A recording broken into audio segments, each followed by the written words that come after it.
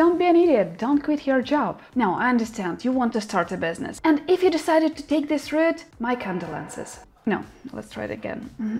If you decided to take this route, good luck, you'll need it. That's better, eh? Now, what can you do to prepare to start your business while you still work in a hired position? Today is a little of a shady advice, as my ex-manager put it, but I felt like we need to sit down and discuss it, because I've met people who are like, I want to start my business, but when they come to me, they haven't prepared a bit for what they want to achieve. They don't even have sometimes LinkedIn accounts, not speaking about valuable people, a list of valuable people. They don't have business connections. They don't have good connections and good communication with their colleagues. They don't know where to get this or that, and that's totally fine if you don't know everything, because nobody does, but you should do at least something, a tiny something, a minimum, what would be required for you to start your own business. Now, what can you do? First advice I've already gave you as gracefully as I could: don't quit your job. But let's get serious now, and the thing I want you to do while you still work in a hired position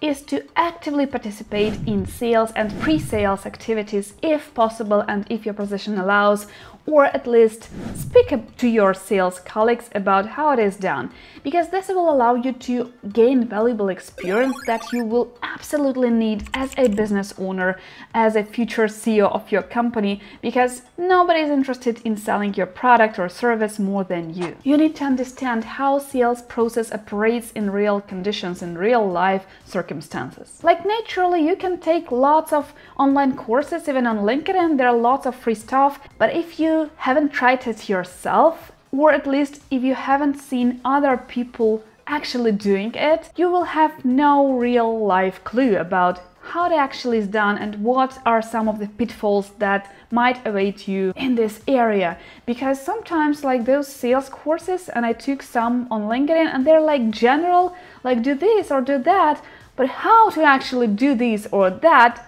they don't get into specifics. And you need every single detail, because the devil is in the details. And that is where the next advice comes from, because to learn sales process correctly, you should communicate more and interact more with your sales colleagues, and maybe even with CEO, especially if you work in a smaller company, to increase your understanding of sales and management process.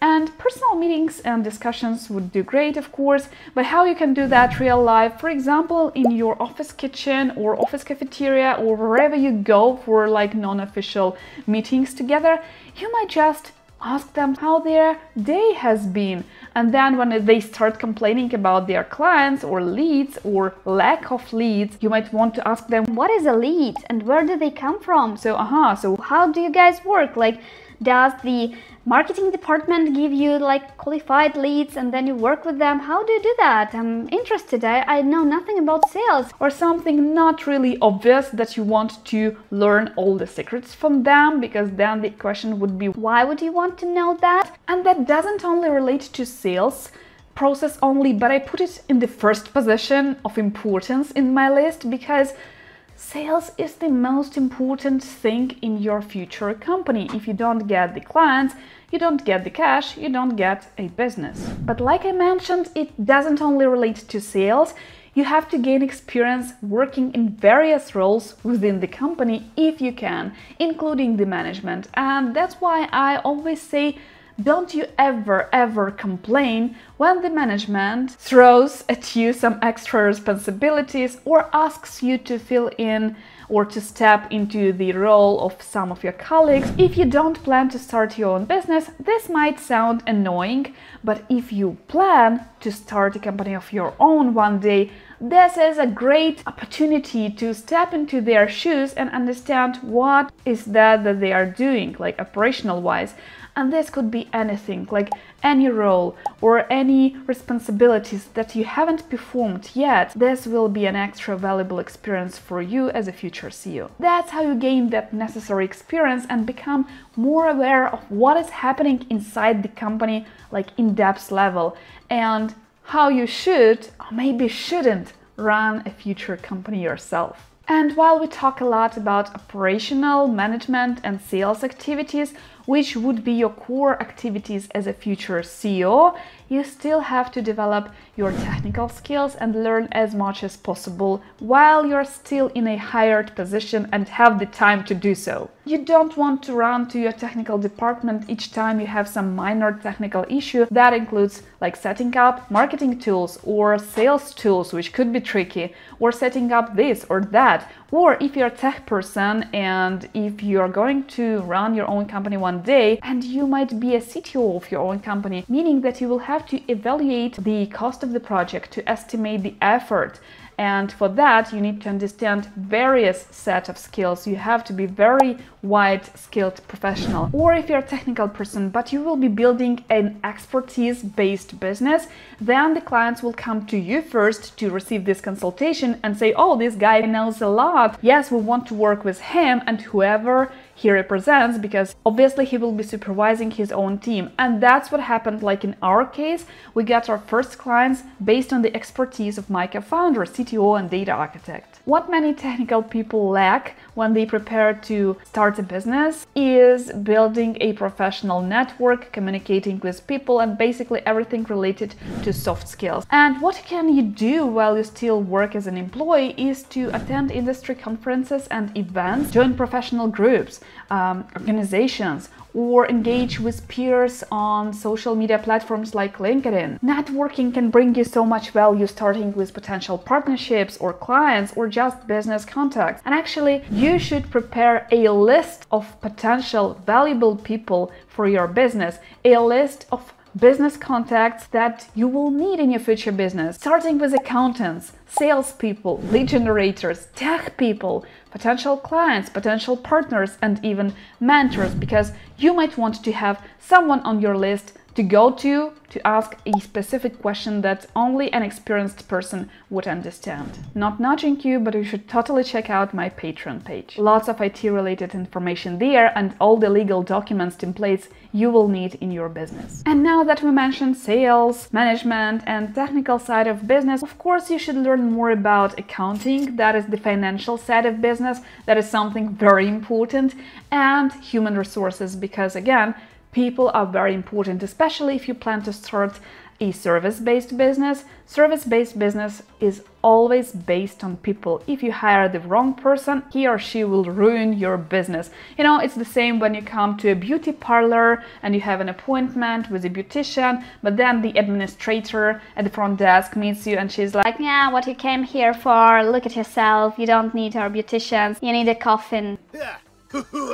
Another important thing that you should be preparing is saving up capital and managing your personal finances, because when you jump off this safe platform of employment to run your own business, that's where you don't want all the things go south because you mismanaged your own personal finances and because your family is now starving. And that's why I'm advising you to start your own business while you're still working, because starting a business often, like always, requires initial investment. In case of a service-based business, it would be like minor investments. It would be like $5 for email, $10 here, $100 there, and maybe $1,000 to set up all the rest. Those are minor expenses. But if you are starting a product-based business, even if it's bootstrapped, you will have to invest a lot of your own time and maybe someone else, and that someone else either becomes your co-founder or you have to pay them.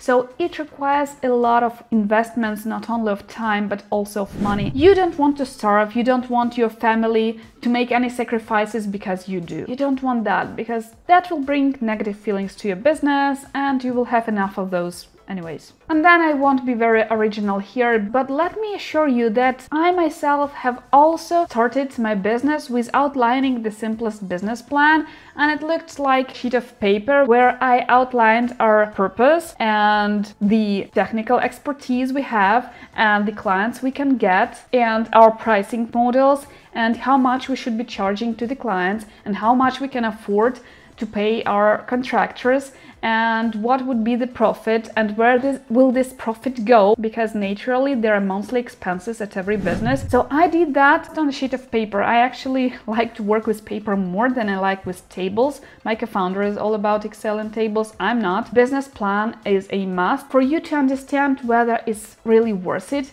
whether the profits will cover the expenses and how much you will get in the end. You need your business plan in the simplest form possible for yourself. And in case you're building a product business plan is a must. And I have a business plan for a product business somewhere below in my description, check it out. And I've already mentioned that, but when you start your own business, you will have lots of questions and you might want to find a person, to have a person to turn with these questions to. These are mentors. You need someone you trust, someone who will not rat you out to your employer, someone who will understand your pain, someone who has done that himself or herself. I didn't have such a person, but I learned a lot from my fellow Ukrainian entrepreneurs. We had a strong community back then, and I'm grateful for every freebie I got, for every podcast I listened to. That's where I got my mentorship from. But I'm sure it would have been so much easier and so much faster if I had someone specific to turn to. And despite this being a controversial advice, I would strongly recommend you testing out your business idea while you still work your 9 to 5, while you're still a hired employee, because you will have the time to tune up your business idea and to play with your rates, to play with your value proposition. Truth be told, I started my business as a product business, if you didn't know. And that didn't work out, so we had to tune up our business model and everything in the course of the first couple of years. And how much easier it would have been if I had done that beforehand. Now, this is not like a must-do list, because for every person the journey would be different. I have done most of it, except the mentorship part, because I had no one to turn to. But what else I did is I built my first lame website while I still was employed in my not the last even company. I built my website even back then, and it's been only this year, 6 years into my entrepreneurship, that I rebuilt it. Not the example to follow. Now that you're all prepared, go and seek your fortune, my child. Let's do it again.